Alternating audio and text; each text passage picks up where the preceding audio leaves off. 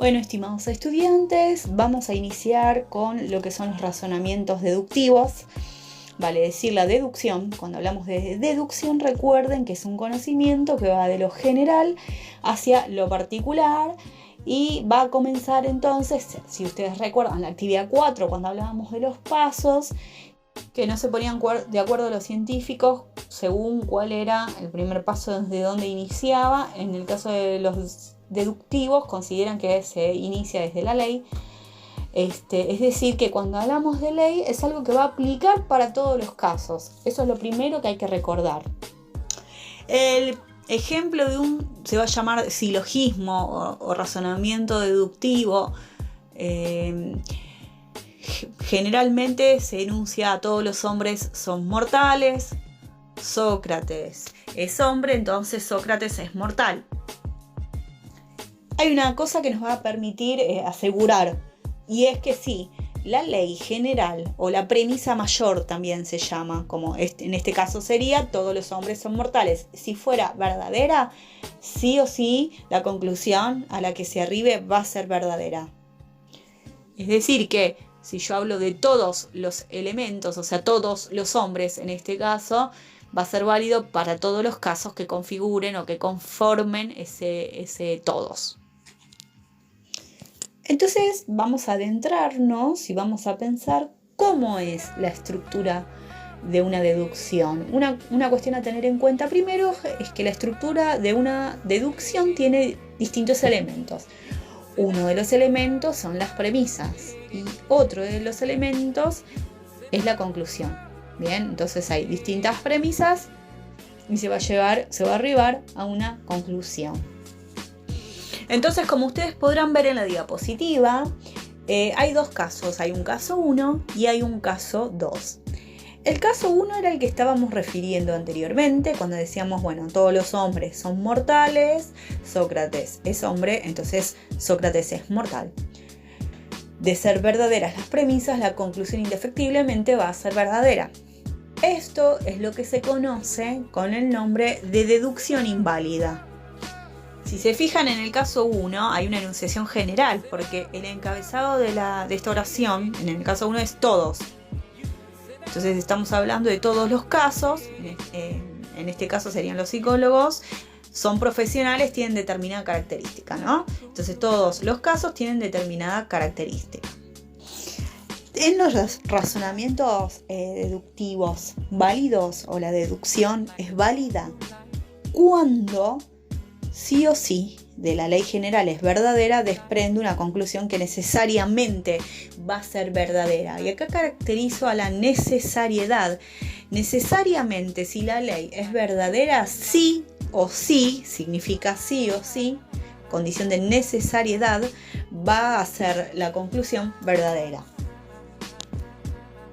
Sin embargo, ustedes van a ver que en el caso 2 es distinto.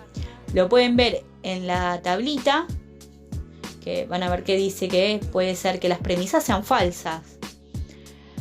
Entonces en el caso 2 van a encontrarse con un ejemplo, también hay una ley, todos los casos tienen determinada característica, en este caso todos los profesionales son psicólogos, Romildo es profesional, Romildo es psicólogo.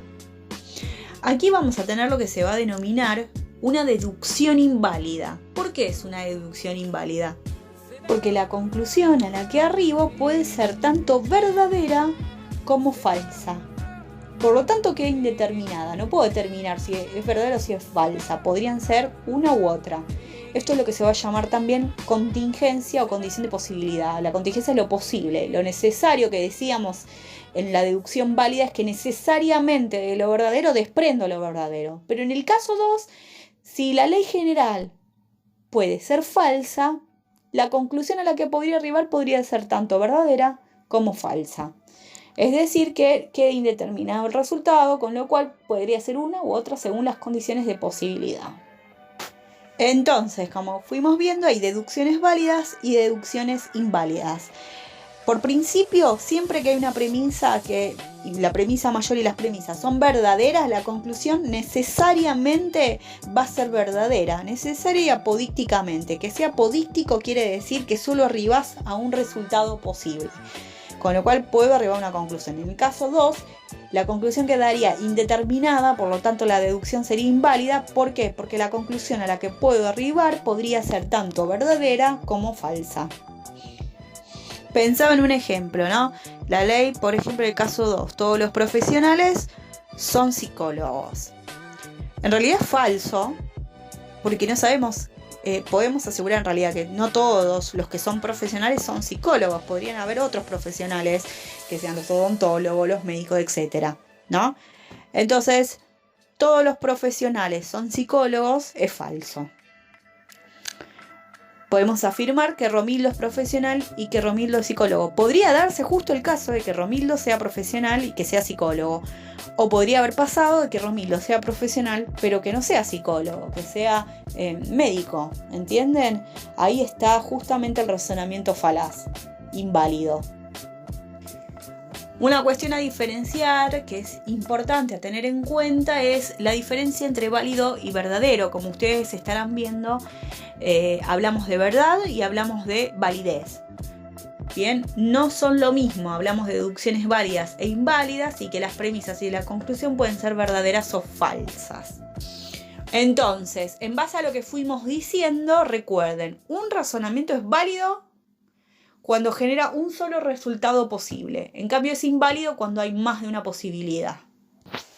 Entonces, es importante que tengamos en cuenta lo válido versus lo verdadero, cuál es la distinción. Es importante esto porque vamos a pasar a hablar de deducciones válidas e inválidas que ya estuvimos refiriendo, pero lo que vamos a introducir es que hay dos formas de deducción válida y hay dos formas de deducción inválida. Dentro de las deducciones válidas tenemos dos formas, como dije, modus ponens y modus tollens. Bien, y dentro de las deducciones inválidas, la falacia de afirmación del consecuente y la falacia de negación del antecedente. No se asusten con los nombres ni por ahí con lo visual de la diapositiva. Bueno, para que no se asusten, hay unas cuestiones a aclarar. Ustedes van a escuchar la palabra antecedente y consecuente. El antecedente es lo que vamos a llamar P y el consecuente es lo que vamos a llamar Q. ¿Por qué P y por qué Q? Porque estamos dentro de lo que es la lógica y de alguna manera a los enunciados se les van a ir otorgando letras. Entonces, ustedes van a ver que hay, esas letras van a ser P, como les dije, el antecedente, Q, el consecuente, y el antecedente y el consecuente van a estar ambos vinculados en la ley general, lo van a ver. Y una cuestión también a tener en cuenta que nosotros también podríamos llamarlo, para simplificarlo un poco, el antecedente, o sea, P, como el caso, y el consecuente, o sea, Q, como la característica del caso. Ustedes van a ver en la diapositiva que dentro de las deducciones válidas nos encontramos con, por ejemplo, el modus ponens, que dice que si es hombre, o sea, si está P, si está el antecedente, recuerden, P va a ser equivalente a hablar del caso y va a ser equivalente a hablar del antecedente, mientras que Q va a ser lo mismo que hablar del consecuente y de la característica. Entonces vamos con el modus ponens. Digo, si es hombre, es mortal. Entonces, si es P, entonces Q. Si es hombre, entonces es mortal.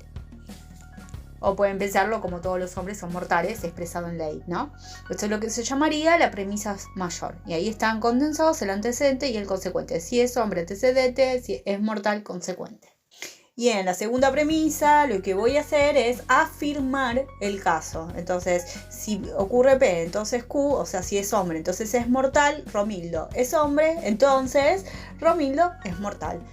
Entonces, si yo afirmo el caso, va a estar presente también la característica.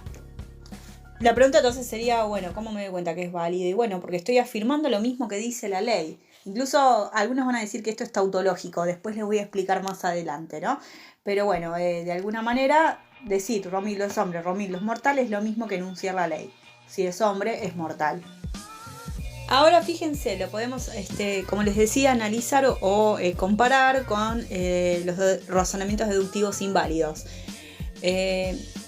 Recuerden que en la diapositiva anterior yo lo que les había mencionado es que, por ejemplo, los casos de deducción válida eran indefectiblemente de una premisa verdadera llega a una conclusión verdadera, necesariamente y apodícticamente, es decir, que solo me arriba un resultado.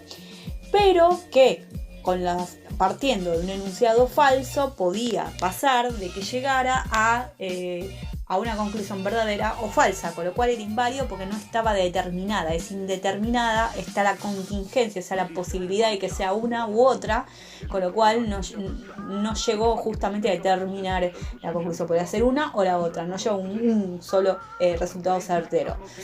Bueno, ahora añadimos a esto que cuando uno incluso, aún partiendo de una premisa verdadera, podría llegar a tener errores en la estructuración de las premisas, en la estructuración lógica. Por eso lo que podemos hacer es comparar, ¿no? El ponens, modus ponens de la deducción válida van a ver la fila de deducción inválida, la primera falacia de afirmación del consecuente. Entonces, en los dos casos se van a afirmar. En el modus ponens lo que se afirma era el caso, que Romildo es hombre, pero en la falacia de afirmación del consecuente estoy afirmando justamente la característica, no el caso.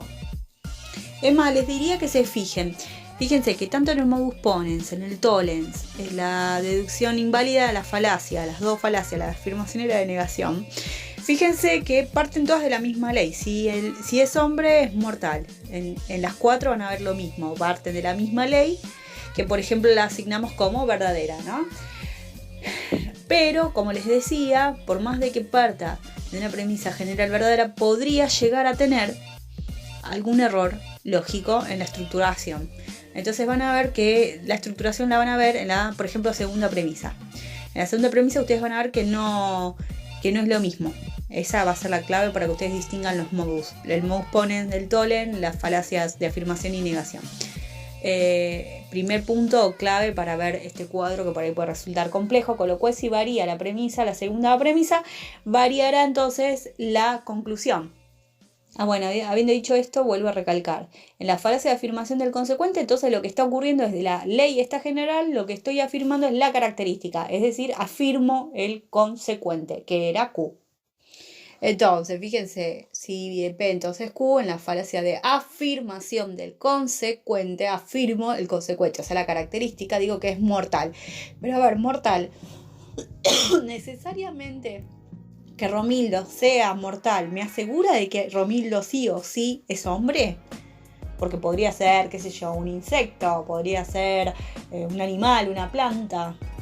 Ahora, si lo comparamos con el ponens, sí o sí, el hecho de que sea hombre, enseguida puedo deducir la característica de que es mortal. Bueno, y con respecto a, por ejemplo, el caso del modus tollens, lo mismo, ¿no? Partimos de la ley general, si es hombre es mortal, o todos los hombres son mortales, todos los P son Q, o todo antecedente es el consecuente, que era lo que estábamos diciendo, antecedente, recuerden, P, hombre, o caso. Q es lo mismo que la de mortal en este ejemplo, que va a ser el consecuente, ¿no? Entonces, acá en el tollens lo que hago es negar, igual que en la falacia de negación. Fíjense que mientras en el modus ponens afirmo, y en la falacia de afirmación de consecuente también afirmo, pero una de esas formas es válida y la otra es inválida, en el caso del modus tollens y la falacia de negación del antecedente hay negación. Pero no niego lo mismo. En el modus tollens lo que niego es la característica, es decir, voy a negar el consecuente, o mejor dicho también, Q. Entonces parto de la ley, niego Q y entonces digo, por lo tanto, si no está presente Q, no va a estar presente el antecedente o P. Es lógico, fíjense, ¿no? Entonces digo, bueno, si todos los hombres son mortales, Romildo, que no es mortal, no está presente esta característica, si Romildo no es mortal, entonces Romildo no es un hombre.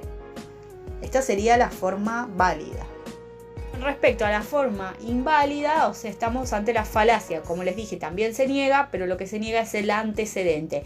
Mientras en el modus tollens yo lo que negaba era la característica o el consecuente, en el caso de la falacia lo que niego es el antecedente, o sea, sería P. Digo que partiendo de esa ley general, o sea, todos los hombres son mortales, si es hombre es mortal, como ustedes quieran enunciarla, sin P. Entonces Q sería, yo digo que no está P, O sea que no estamos ante o sea, Romildo no es hombre, no estamos ante un caso de hombre, entonces no es mortal. Y acá es donde decimos, bueno, en realidad acá está la contingencia. Acuérdense que los inválidos eran contingentes, porque las conclusiones podían ser verdaderas o podían ser falsas. Entonces podríamos estar ante el caso de que Romildo no sea hombre y que Romildo igual, amén de no ser hombre, pueda ser mortal o no. Qué sé yo, supongamos, Romildo podría ser un dios. Por ende, que no sea mortal sería verdadero. Pero si Romildo es un insecto, entonces el hecho de que sea mortal, o de que no sea mortal en realidad en este caso, sería falso.